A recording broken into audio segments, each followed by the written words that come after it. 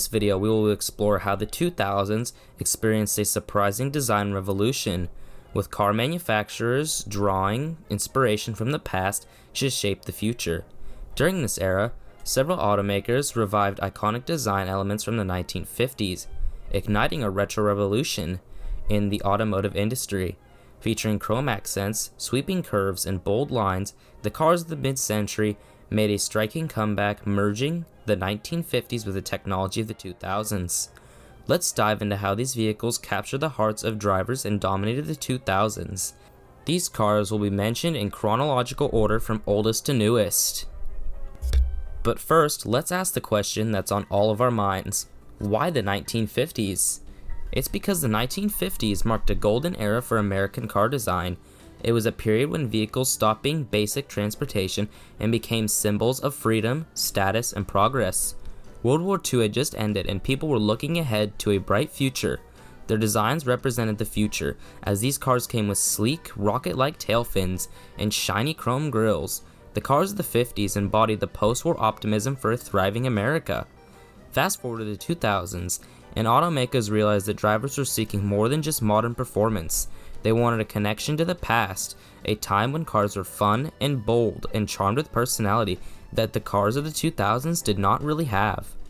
Manufacturers tapped into that nostalgia, fusing the style of the 50s with cutting-edge technology of the 2000s, resulting in a retro revival that captivated the automotive world. Kickstarting this revolution was the 1997 to 2002 Plymouth Prowler. I know this car was introduced in the late 90s, but this car embodied the retro rave of the 2000s, so it would be a sin not to include it. This car took design cues from hot rods of the 1950s. The Plymouth Prowler was a wide, low-slung roadster with an exposed front wheels and chopped roofline. It embraced that rebellious spirit of hot rod era while packing modern performance features.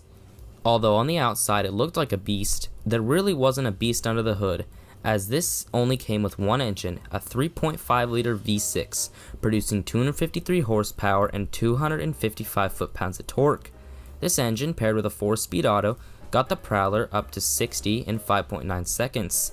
The Prowler really sold on its design, as it was a head-turner. However, the Prowler did not capture widespread appeal, partly due to its underwhelming V6, and was discontinued in 2002. Another car from the 90s is the Volkswagen New Beetle, produced from 97 to 2011.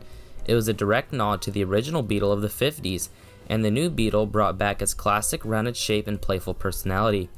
It came with 3 engine options: a 2-liter inline-4 producing 115 horsepower, a 1.8-liter turbo producing 150 horsepower, or a 1.9-liter TDI with 100 horsepower and 177 foot-pounds of torque.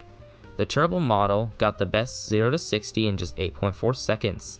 It came either with a 5-speed manual or a 6-speed automatic.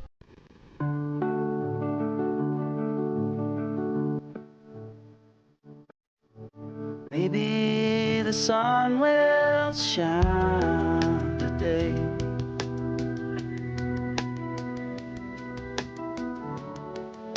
The clouds blow away.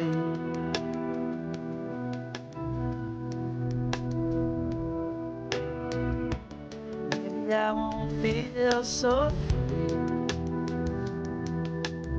When you get into a Volkswagen, it gets into you.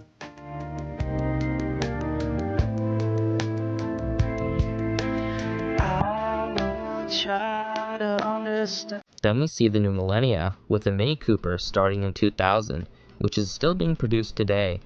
The Mini Cooper was revived by BMW in 2000, modernizing the British classic from the late 1950s. With its compact design and sporty handling and retro styling, the new Mini became an instant icon. It came with 2 engine options: a buzzy 1.6-liter inline-4 producing 115 horsepower, or a peppy 1.6-liter supercharged version of that 4-cylinder in Cooper S models, producing 163 horsepower. The Cooper S went from 0 to 60 in 7 seconds flat, and the transmissions offered were a 5-speed manual or a 6-speed automatic.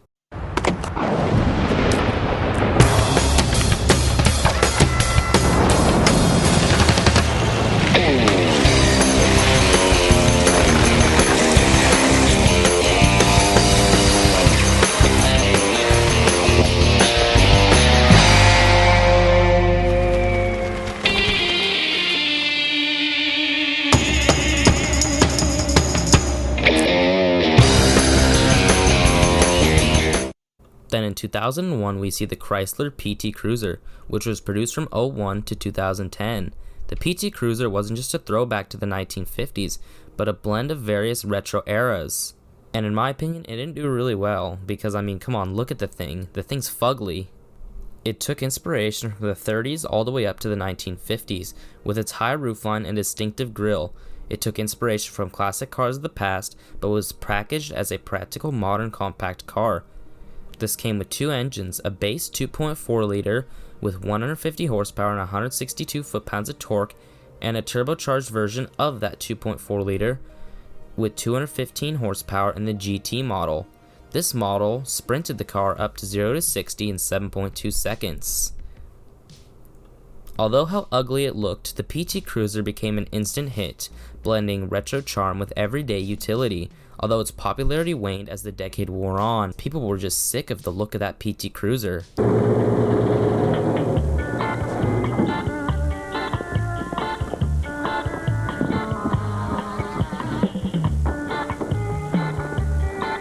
With room for 5 adults and fold and tumble seats, make room for the Chrysler PT Cruiser. Buddy, here, buddy. Buddy. Oh no.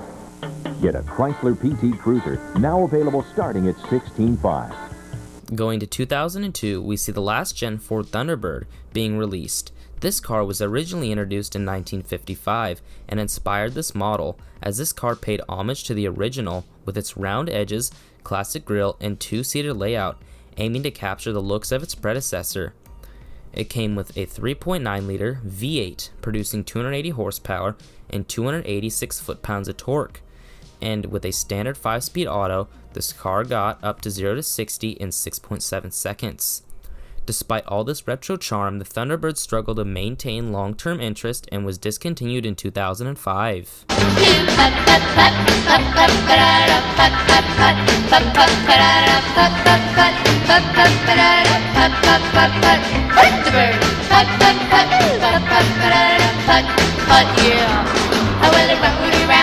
Around the town, I rode up the street, and then I came down in my black and white Thunderbird. Beep, beep, beep, beep, Thunderbird. As we move on to 2003, we see a beast, the Chevrolet SSR. Started in 2003 and made all the way to 2006.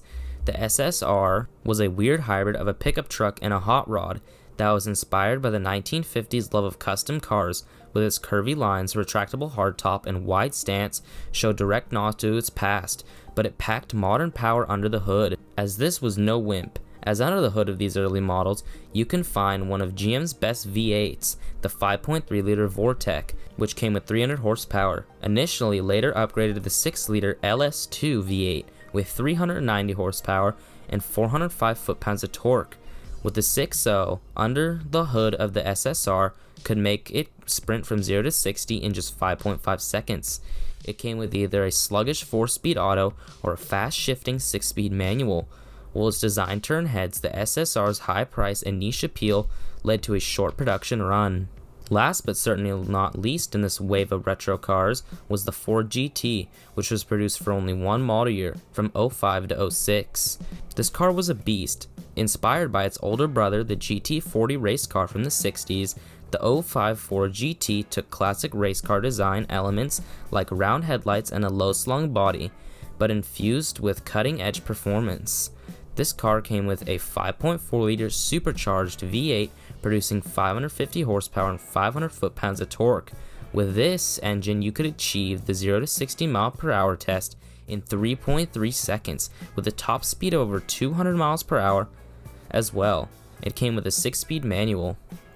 In conclusion, the retro revolution of the 2000s proved that sometimes the best way to move forward is to look back. Automakers like Chevrolet, Ford, and Chrysler embraced the bold, expressive designs of the 1950s and reimagined them for a modern audience. These cars weren't just about nostalgia, but together they brought the best of both worlds, merging timeless styling with modern performance and technology. While some models like the SSR and Thunderbird had short-lived success, others like the Mini Cooper and the new Beetle became icons of the new millennium. These cars showed the design and craftsmanship of the past can inspire generations to come. The 2000s retro revolution serves a reminder that the spirit of the 1950s, the excitement, the flair, and the sense of possibility can still live on in modern cars. And who knows, maybe in the future we'll see another wave of retro-inspired designs, paying tribute to our time in the fast-moving world of automotive history. Anyway, if you liked the video, make sure to leave a like down below, and if you really liked the video, consider subscribing. And let me know down in the comments, do you own one of these cars? Anyway, I'll catch you in the next one.